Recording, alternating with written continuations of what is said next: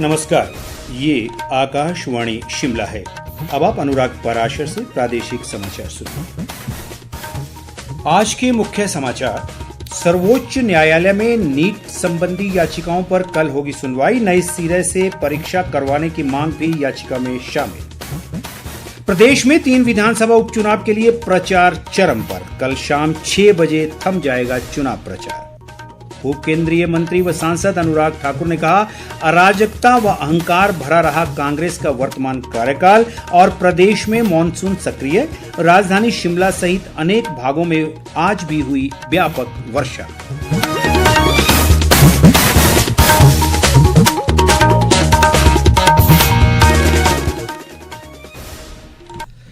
अब समाचार विस्तार से। सर्वोच्च न्यायालय में कल 8 जुलाई को नीट यूजी से संबंधित कई याचिकाओं पर सुनवाई होगी। इनमें नए सिरे से परीक्षा करवाने की मांग भी याचिकाओं में शामिल है। छात्रों ने अपनी याचिकाओं में नीट में कथित अनियमितताओं की एक अलग और स्वतंत्र जांच की मांग की है। बढ़ते नीट विवाद के बीच केंद्र सरकार ने सर्वोच्च न्यायालय में हल्फनामा दाखिल किया है। इसमें कहा गया है कि परीक्षा में बड़े पैमाने पर अनियमितताओं के किसी भी सबूत के अभाव में नीट यूजी 2024 को दोबारा आयोजित करने की कोई आवश्यकता नहीं है। केंद्र ने यह भी तर्क दिया है कि नई परीक्षा से लाखों वास्तविक उम्मीदवारों के जीवन पर प्रतिकूल असर पड़ेगा।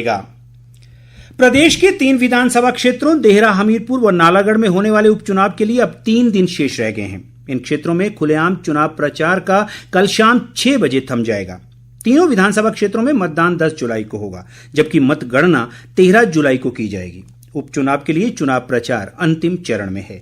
भाजपा व कांग्रेस दोनों ही राजनीतिक दलों के नेता इन विधानसभा क्षेत्रों में जनसभाएं व जनसंपर्क के माध्यम से लोगों से वोट मांग रहे हैं। इस बीच कांगड़ा जिला दंडाधिकारी हेमराज बैरवा ने देहरा विधानसभा क्षेत्र में स्वतंत्र व निष्पक्ष चुनाव को लेकर आदेश जारी किए हैं। इसके तहत देहरा क्षेत्र में कल शाम 6 बजे के बाद रैलियों और जनसभाओं पर पूर्ण प्रतिबंध रहेगा। इसके अलावा मतदान समाप्ति तक लाउड स्पीकर के उपयोग, रैली और जुलूस निकालने पर भी प्रतिबंध रहेगा। चुनाव ड्यूटी में तैनात सुरक्षा कर्मियों को छोड़कर अन्य व्यक्तियों को मतदान केंद्र के 100 मीटर के दायरे में घातक हथियार, बैनर और स्टिकर लेकर चलने पर भी प्रतिबंध रहेगा।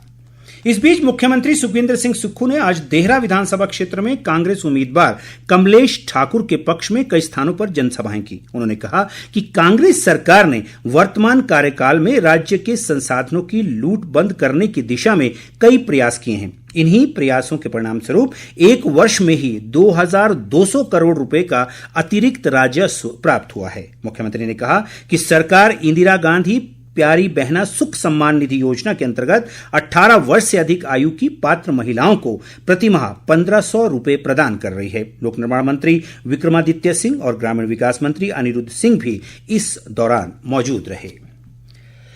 पूर्व केंद्रीय मंत्री व सांसद अनुराग ठाकुर ने कहा है कि प्रदेश में पिछले 18 महीने में कांग्रेस का कार्यकाल अराजकता, अहंकार और अन्याय भरा रहा है। हमीरपुर विधानसभा क्षेत्र में आज जनसंपर्क अभियान के दौरान उन्होंने कहा कि ये पहला चुनाव है जहां कोई सरकार बिना उपलब्धि के जनता के बीच जाकर वोट मांग रही है। अनुराग सिंह ठाकुर ने आरोप लगाया कि कांग्रेस ने मित्रों को लाभ पहुंचाने के अलावा इस कार्यकाल में कुछ नहीं किया है। उन्होंने यह भी आरोप लगाया कि कांग्रेस ने केवल झूठी गारंटियों और झूठे वायदे कर प्रदेश की भोली भाली जनता को ठगने का काम किया है।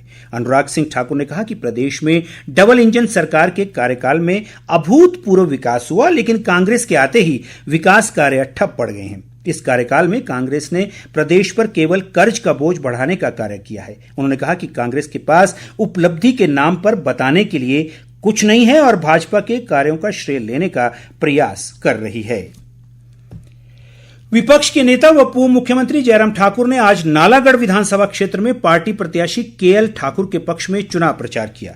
विभिन्न स्थानों पर हुई जनसभाओं में उन्होंने कहा कि स्थानीय जनता में भाजपा प्रत्याशी को जिताने के लिए भारी उत्साह है। जयराम ठाकुर ने आरोप लगाया कि कांग्रेस सरकार ने वर्तमान कार्यकाल में विकास का एक भी काम नहीं किया, जिसके परिणाम स्वरूप लोकसभा चुनाव में प्रदेश की जनता ने कांग्रेस को पूरी तरह से नकार दिया है। वहीं दूसरी ओर प्रदेश भाजपा सह प्रभारी संजय टंडन ने भी नालागढ़ के विभिन्न स्थानों पर चुनाव प्रचार किया। उन्होंने आरोप लगाया कि कांग्रेस सरकार सत्ता का खुलकर दुरुपयोग कर रही है और छोटे दुकानदारों, कारोबारियों और व्यापारियों के अनुचित चालान कर उन्हें बेवजह परेशान किया जा रहा है। उन्होंने कहा कि चुनाव में हार के डर के कारण ही कांग्रेस नकारात्मक रवैया अपनाए हुए है।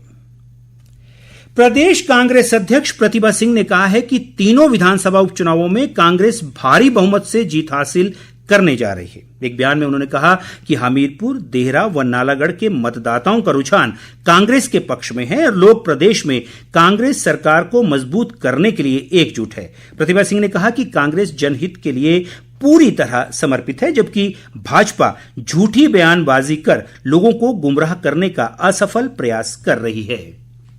भाजपा ने कहा है कि 18 महीने के कार्यकाल में प्रदेश कांग्रेस सरकार हर मोर्चे पर विफल रही है। पार्टी अध्यक्ष राजीव बिंदल ने कहा कि कांग्रेस सरकार ने केवल उन विधायकों को प्रताड़ित किया है जिन्होंने जनहित के मुद्दे उठाए हैं। उन्होंने कहा कि 1.5 साल में 30,000 करोड़ रुपए का कर्ज लेने के बावजूद सरकार ने विकास कार्य बंद कर दिए हैं और कई संस्थानों पर भी तालाबंदी की गई है। मुख्य निर्वाचन अधिकारी मनीष गर्ग ने कहा है कि स्वतंत्र व निष्पक्ष चुनाव के मद्देनजर देहरा, हमीरपुर और नालागढ़ विधानसभा क्षेत्रों में होने वाले उपचुनाव के दौरान 10 जुलाई शाम 6:30 बजे तक एग्जिट पोल के आयोजन, प्रकाशन और प्रसारण पर पूरी तरह प्रतिबंध रहेगा।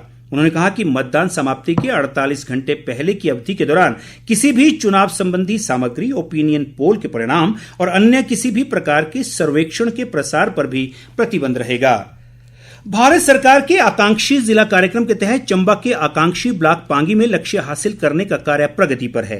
पांगी की आवासीय आयुक्त रितिका जिंदल ने इस अभियान की सफलता में सभी विभागों से अपना योगदान देने का आह्वान किया है। उन्होंने बताया कि पांगी ब्लॉक में 6 संकेतकों में से 2 संकेतकों में 100% लक्ष्य हासिल कर लिया गया है, जबकि शेष बचे संकेतकों में सितंबर माह तक कार्य पूरा कर लिया जाएगा। उन्होंने कहा कि पांगी में गर्भवती महिलाओं की प्रसव पूर्व देखभाल संबंधी संकेतक पर 100% लक्ष्य हासिल किया जा चुका है। इसके अलावा पोषण संबंधी संकेतक में भी 100% लक्ष्य हासिल किया गया है। रितिका जिंदल के अनुसार इस संबंध में अभी ऑनलाइन डाटा पूरी तरह अपलोड नहीं किया गया है, जिसे जल्द अपलोड कर दिया जाएगा।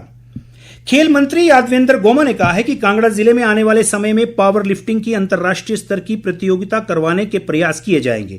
वे शाहपुर के रैत में आज पुरुष व महिला वर्ग की इक्विप्ड स्टेट पावर लिफ्टिंग प्रतियोगिता के समापन पर बोल रहे थे। उन्होंने कहा कि प्रदेश के खिलाड़ियों को पंजाब व हरियाणा की तर्ज पर प्रोत्साहन राशि प्रदान की जा रही है ताकि खिलाड़ियों को आगे बढ़ने का अवसर मिल सके। खेल मंत्री ने कहा कि रैत के चंबी खेल मैदान को खेलो इंडिया के तहत लाने का प्रस्ताव भेजा जाएगा ताकि इस मैदान में खिलाड़ियों को समुचित सुविधाएं मिल सके। उन्होंने पावर लिफ्टिंग के विजेता खिलाड़ियों को भी सम्मानित किया। इस प्रतियोगिता में कांगड़ा की टीम पहले जबकि सोलन की टीम दूसरे स्थान पर रही।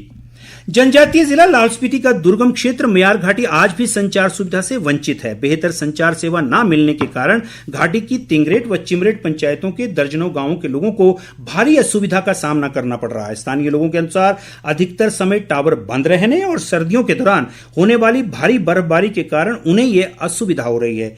केलंग से हमारे संवाददाता के अनुसार इंटरनेट सेवा न होने के कारण ऑनलाइन कार्यों के लिए घाटी के लोगों को 30 किलोमीटर दूर उदयपुर का रुख करना पड़ रहा है। ऐसे में लोगों ने सरकार से घाटी में संचार सेवा को जल्द दुरुस्त करने सहित इंटरनेट सेवा आरंभ करने का आग्रह किया है।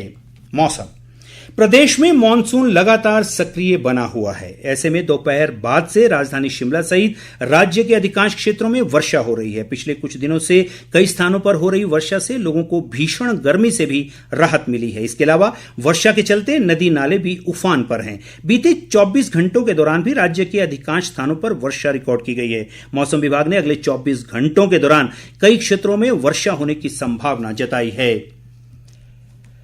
हिमाचल प्रदेश आंगनबाड़ी कार्यकर्ता व सहायिका यूनियन की राज्य स्तरीय बैठक आज शिमला में हुई। इस बैठक में आंगनबाड़ी कार्यकर्ताओं से जुड़े कई मुद्दों पर चर्चा की गई। यूनियन ने आउटसोर्स आधार पर एनटीटी भर्ती का भी विरोध जताया और इस भर्ती में 30% आरक्षण आंगनबाड़ी कार्यकर्ताओं को देने की मांग की। यूनियन ने निर्णय लिया कि मांगों को लेकर जल्द ही मुख्यमंत्री सुखविंदर सिंह सुक्खू से मिलकर भी बातचीत की जाएगी। भारतीय डाक विभाग द्वारा प्रदेश के परिमंडल कार्यालय और अधीनस्थ सभी प्रवर अधीक्षक डाकघरों के मंडलीय कार्यालयों में कल 8 जुलाई को डाक अदालत का आयोजन किया जाएगा। डाक अदालत के दौरान लोगों की डाक संबंधी शिकायतें सुनी जाएंगी। और अंत में मुख्य समाचार एक बार फिर। सर्वोच्च न्यायालय में नीट संबंधी याचिकाओं पर कल होगी सुनवाई। नए सिरे से परीक्षा कराने की मांग भी याचिका में शामिल। प्रदेश में 3 विधानसभा उपचुनाव के लिए प्रचार चरम पर। कल शाम 6 बजे थम जाएगा चुनाव प्रचार। पूर्व केंद्रीय मंत्री व सांसद अनुराग ठाकुर ने कहा, अराजकता व अहंकार भरा रहा कांग्रेस का वर्तमान कार्यकाल और प्रदेश में मॉनसून सक्रिय। राजधानी शिमला सहित अनेक भागों में आज भी हुई व्यापक वर्षा। इसी के साथ ये समाचार बुलेटिन समाप्त हुआ। नमस्कार।